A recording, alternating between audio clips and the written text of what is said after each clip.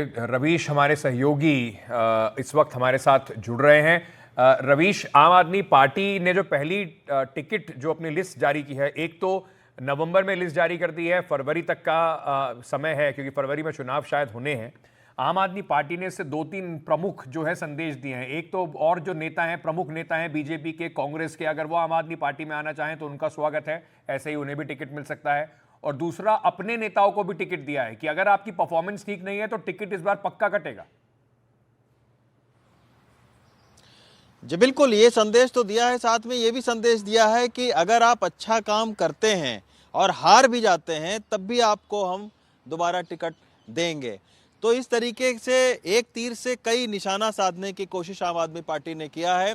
और सबसे बड़ी बात है कि अंकित, आपको भी पता है अगले साल चुनाव है, लेकिन चुनाव से इतने दिन पहले ही और ख़ास तौर पर उन सीटों पर नामों की घोषणा करना जहां पर आम आदमी पार्टी समझती है कि वो कमज़ोर हैं, ये वही सबक है जो कि मध्य प्रदेश और राजस्थान में बीजेपी ने लिया था। और बीजेपी ने भी ऐसे ही पहले ही घोषणा कर दी थी ताकि उम्मीदवारों को वक्त मिले, जो असंतोष है क्षेत्र में उसको साधा जा सके, आक्रामक चुनाव प्रचार कैसे किया जाए उसकी रणनीति बनाई जा सके। तो इसी के वजह से आप देखिए कि विश्वास नगर, रोहतास नगर, मटियाला, इसके बाद में रामवीर सिंह बिदुड़ी जहां से जीते थे, बदरपुर, वो काफ़ी मजबूत सीट बीजेपी की मानी जाती है।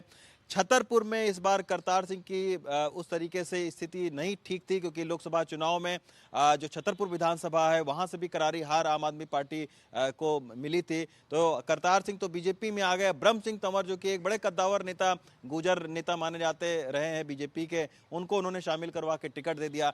तो जिन नेताओं ने 10 या 11 दिन पहले आम आदमी पार्टी को ज्वाइन किया उनको भी उन्होंने टिकट दिया। साथ में कांग्रेस में भी कुछ नेता हाशिए पर थे, जैसे वीर सिंह धींगान, वो इस समय हाशिए पर चल रहे थे, उनका बहुत दिनों से कोई नाम भी नहीं आया था, उनको भी जो है वो शामिल करवा के और टिकट दिया गया है। मतीन अहमद, सबसे बड़ा नाम दिल्ली में, मुस्लिम एक बड़ा चेहरा है कांग्रेस की तरफ से, मतीन अहमद, उनके बेटे जुबेर को जो है वो टिकट दिया है अपने सिटिंग विधायक का टिकट काटकर, जबकि मुस्लिम बहुल वो सीट है और वहां पर उस तरीके से आप सोचिए कि कोई मुस्लिम मतदाताओं के लिए विकल्प भी नहीं था, लेकिन उसके बावजूद अब्दुल रहमान का टिकट काटकर मतीन अहमद के बेटे जुबेर को टिकट दिया गया है, क्योंकि ये कहा जाता है कि मतीन अहमद का जो प्रभाव है वो 3-4 विधानसभाओं में है। तो उनको टिकट देकर उन 3-4 विधानसभाओं को भी साधने की कहीं ना कहीं कोशिश की गई है। जाफराबाद है, सीलमपुर से सटा और जो दूसरे हैं इलाके, वहां पर भी साधने की कोशिश की गई है।